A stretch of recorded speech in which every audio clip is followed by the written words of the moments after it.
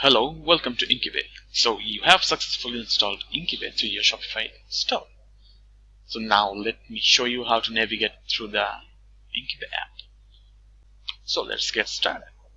First, click on the apps from your Shopify admin. Now you will see the Inkybay app here. So click on it. This is the Inkybay Dashboard. From here you will get an overview of your shop. On the top of the dashboard, you'll find 4 other tabs. First is product.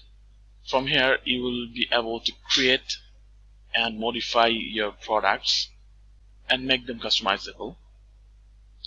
Then you'll find designs. From here, you will be able to include any clippers, fonts, or create templates for your customers. Next, the orders. From here, you will be able to manage all of your shop's orders. And then the settings. From here you will configure the Inkybay for both your end and for customer end. Now scroll down. On the left corner of the dashboard you will find Inkybay Help. If you click on it, you will be redirected to our help doc.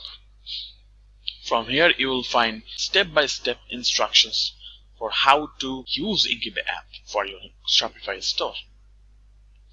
And in the right corner, here's our ticket section.